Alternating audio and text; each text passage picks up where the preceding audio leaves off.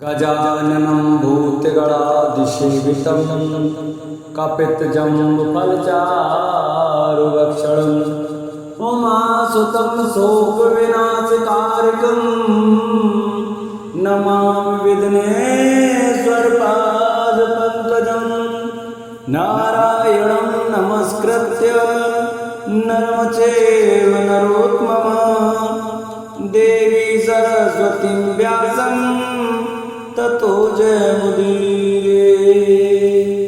मार्कंडेय जी कहते हैं, गंगा नंदन भीष्म तेजस्वी देव भगवान सनत कुमार के इस प्रकार कहने पर मैंने काम क्रोध आदि शत्रुओं का दमन करने वाले उन देवश्रेष्ठ अव्यय भगवान सनत कुमार से अपने जिन सारे संदेहों को आरंभ से पूछा था उन्हें मुझसे सुनो।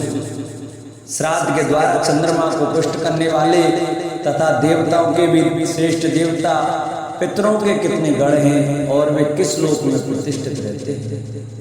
सनत कुमार जी ने कहा, याजकों में श्रेष्ठ मार्कंडेय स्वर्ग में रहने वाले 7 पितर माने गए हैं। उनमें 4 तो मूर्तिमान हैं और 3 मूर्ति रहित। तपोधन मैं उनके लोक सृष्टि प्रभाव और महत्व का विस्तार पूर्वक वर्णन करता हूँ, उसे सुनिए। साथ ही धर्म में शरीर धारण करने वाले पितरों के जो 3 परम गण हैं उनके नाम और लोकों का भी मैं वर्णन करता हूँ, उसे भी सुनिए।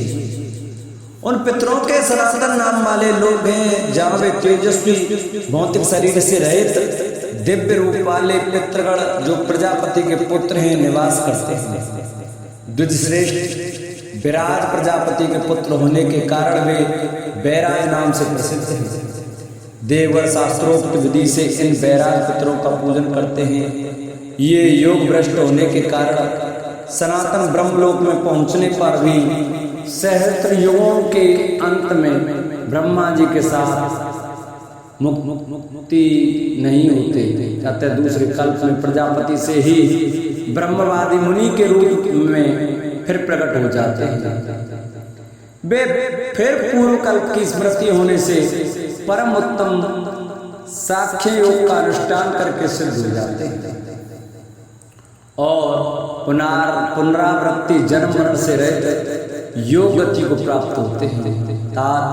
जो पहले योग बल से सोम को पुष्ट करते हैं वे ही ये पितर योगियों के योग को बढ़ाने वाले हैं। इसलिए इन योगियों के लिए विशेष रूप से श्राद्ध करना चाहिए। यही सोम की वृद्धि करने वाले सोमपा नामक पितरों का प्रथम सर्ग है। इन बैराज पितरों की मानसी कन्या का नाम मैना है। वह महागिरी हिमाचल की श्रेष्ठ पत्नी है। उसका पुत्र मैना कहा जाता है। मैना का पुत्र महागिरी श्रीमान कौच पर्वत है, जो पर्वतराज हिमालय ने मैना के गर्भ से 3 कन्या उत्पन्न की थी, जिनके नाम थे अपर्णा, एक पर्णा तथा तीसरी एक पाटला। इन तीनों कन्याओं ने ऐसी घोर तपस्या का अनुष्ठान प्रारंभ किया जो देवताओं दानवों के लिए भी दुष्कर थी। इससे उन तीनों ने स्थावर जंगम सहित समस्त लोगों को संतप्त कर दिया। उन दिनों एक पर्णा एक ही पत्ता खाकर रह जाती थी और एक पाटला ताम्र पुष्पी के एक ही पुष्प को आहार रूप में ग्रहण करती थी। उनमें से एक अपर्णा सर्वथा निराहार रहने लगी। तब मां तृष्णे के कारण दुखित हो उसकी माता ने उससे उमा अरे ऐसा मत कर कहकर निराहार रहने का निषेध किया। वह दुश्चर तप करने वाली सुंदरी देवी इस प्रकार माता द्वारा कहे जाने पर इस उमा नाम से ही 3 लोगों में विख्यात हो गई। उसी प्रकार वह योग धर्म का पालन करने वाली उसी नाम से विख्यात हुई। भार्गव इन 3 कुमारियों की तप शक्ति से युक्त होकर ही यह जगत स्थिर रहेगा। इन तीनों का शरीर तपो में है। ये सब योग बल से संपन्न है तथा ये सभी ब्रह्मवादिनी और उर्ध्वरेता हैं। उमा उन सब में ज्येष्ठ श्रेष्ठ सुंदरी तथा योग बल से संपन्न थी। उनका विवाह महादेव जी से हुआ। माँ ब्रह्मन एक पर्णा बुद्धिमान महात्मा योगाचार्य असित देवल को पत्नी रूप में दी गई। इसी प्रकार एक पाटला जयगिरी सभ्य को ब्याही गई थी। ये दोनों महाभाग्यवती कन्याएं योगाचार्यों की सेवा में उपस्थित हुई। अब दूसरे गण अग्रस्त बात पितरों का वर्णन है। पितरों के लिए दूसरे सोमपद नाम वाले लोग हैं, जहाँ मरीच प्रजापति के पुत्र पितर होकर रहते हैं, वहाँ देवता इनकी पूजा करते हैं। ये सब अमित तेजस्वी पितर अग्रस्तवात नाम से प्रसिद्ध हैं। अच्छोदा नाम की नदी इनकी मानसी कन्या है। उसी से अच्छोद नामक प्रसिद्ध सरोवर प्रकट हुआ है। उस नंदी रूपी मानसी कन्या ने इन पितरों को पहले कभी नहीं देखा था। उस पवित्र मुस्कान वाली ने अमूर्त पितरों को भी दिव्य दृष्टि से देखा, पर उन्हें देखकर भी वह यह ना जान सकी कि ये मेरे पिता हैं और मैं इनके मन से उत्पन्न हुई हूँ। तब वह सुंदरी अच्छोदा उस दुख के कारण लज्जित हो गई। फिर उसने वायु वसु को, जो आयु के यशस्वी पुत्र अमावसु नाम से विख्यात अंतरिक्षचारी और स्वर्ग में अद्रिका अप्सरा के साथ विमान में बैठे थे, देखा और उन्हीं को अपना पिता मान लिया। वह अच्छा रूप धारण करने वाली स्त्री दूसरे को पिता बनाकर मानसिक भ्रम व्यभिचार के कारण योग भ्रष्ट होकर गिरने लगी। स्वर्ग से भ्रष्ट होकर नीचे को गिरती हुई अच्छोदा ने त्रसरेणु के आकार के 3 विमानों को देखा। तदंतर उसने उनमें बैठे हुए उन पितरों को देखा, जो अत्यंत सूक्ष्म स्पष्ट न दिख पड़ने वाले और अग्नियों में स्थापित अग्नि के समान उद्दीप्त हो रहे थे। नीचे सिर करके गिरती हुई अच्छोदा ने उनसे आर्त स्वर में कहा, मेरी रक्षा कीजिए। उन पितरों ने कहा, डरो मत। उनके ऐसा कहते ही अच्छोदा आकाश में रुक गई और फिर दीन वाणी से उन पितरों को प्रश्न करने लगी। व्यतिक्रम के कारण पुत्री को ऐश्वर्य से भ्रष्ट हुई देख वे पितर कहने लगे, सुचिस्मिते, तू अपने ही दोष से ऐश्वर्य से भ्रष्ट होकर गिर रही है।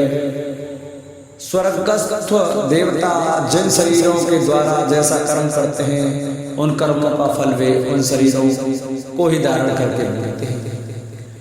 देव योनियों में देव योगवश बने हुए कर्म तत्काल ही फल देते हैं और मनुष्य योनियों में किए हुए कर्मों का फल मरने के बाद मिला करता है। अतः पुत्री, तू मरने के बाद तपस्या का फल प्राप्त करेगी। पितरों के इस प्रकार कहने पर उसने अपने पितरों को प्रश्न किया। तब उन लोगों ने दयापूर्वक उसके कल्याण के विषय में विचार किया। वे अवश्य होने वाली घटना को जानकर उससे कहने लगे, जब यह महात्मा वसु मृत्यु लोक में मनुष्य में उत्पन्न होगा, तब तू उस राजा की कन्या होगी। इस प्रकार इसकी कन्या बनकर तू फिर अपने दुर्लभ लोकों को प्राप्त करेगी। तू पाराशर ऋषि का वंशधर पुत्र उत्पन्न करेगी। वह ब्रह्मर्षि एक वेद को 4 भागों में विभक्त करेगा। फिर तू जो महाविश संतनु नाम वाले राजा की कीर्ति को बढ़ाने वाले 2 पुत्रों को उत्पन्न करेगी।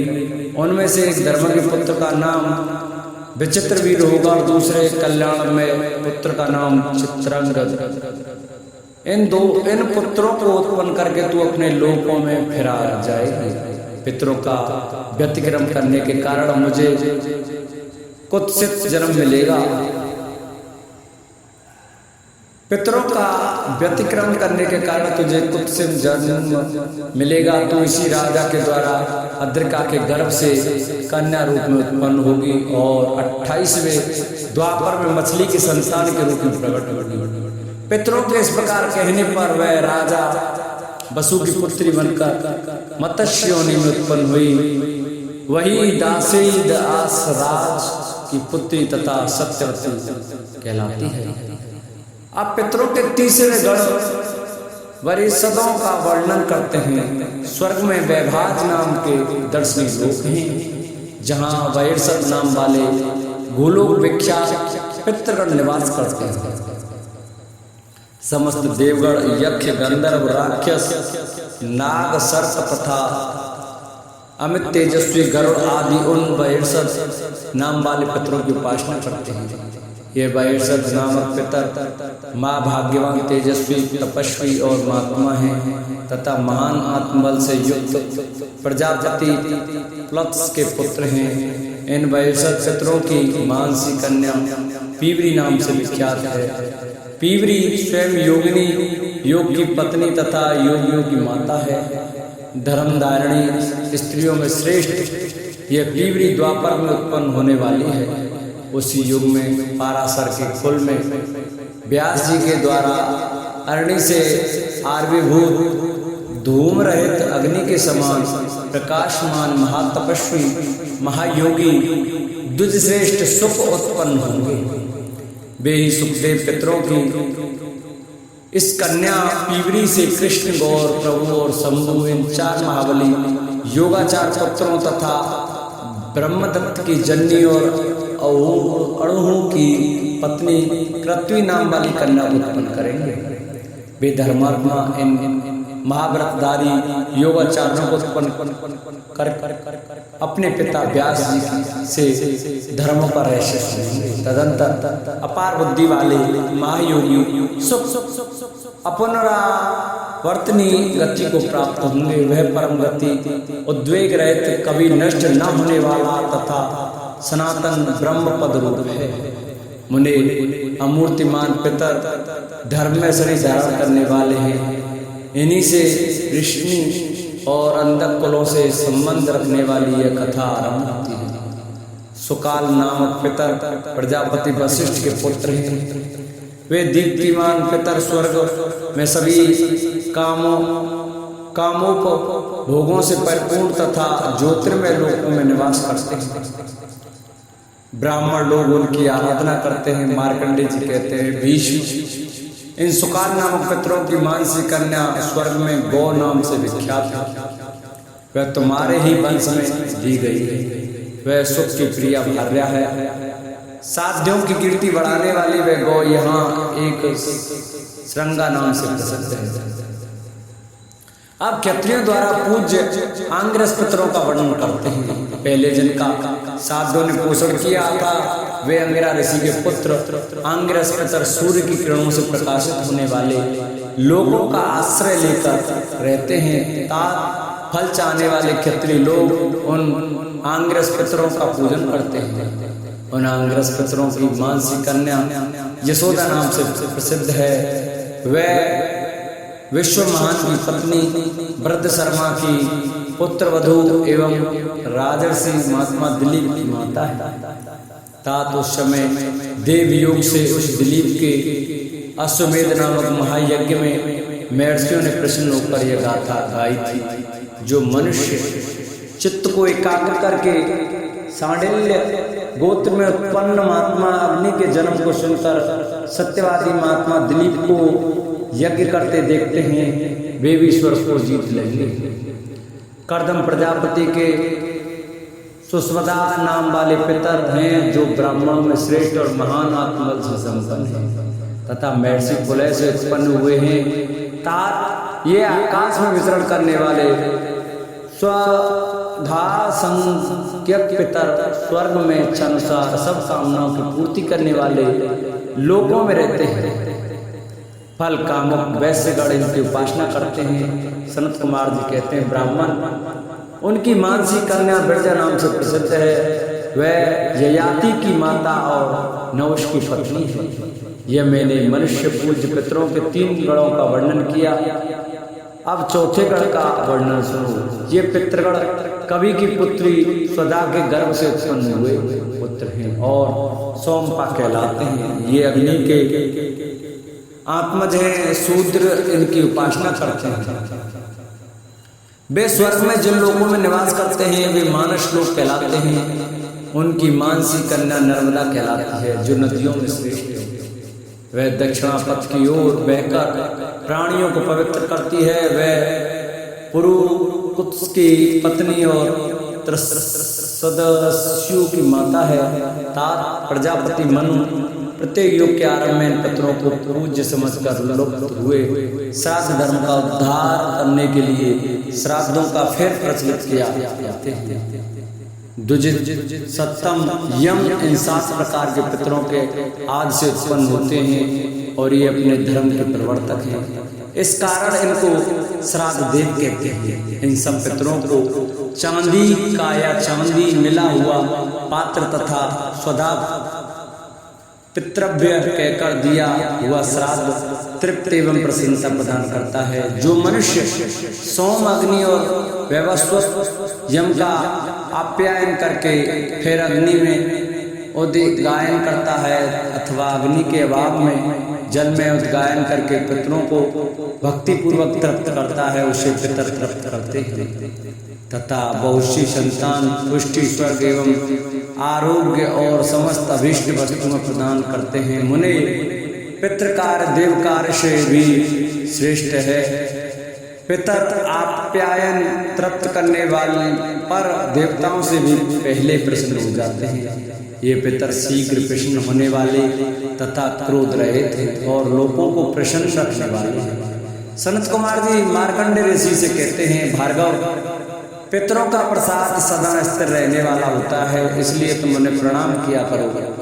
विप्रे से तुम पितरों के भक्त हो और मेरे तो बहुत बड़े भक्त हो। निष्पाप मेहर से इसलिए मैं आज तुम्हारा कल्याण करूंगा, उसे तुम स्वयं प्रत्यक्ष देख लो। मैं तुम्हें विज्ञान सहित दिव्य नित्य प्रदान करता हूँ। मार्कंडे अब तुम श्राद्ध के फल रूप में मिलने वाली इस गति को सावधान होकर देखो।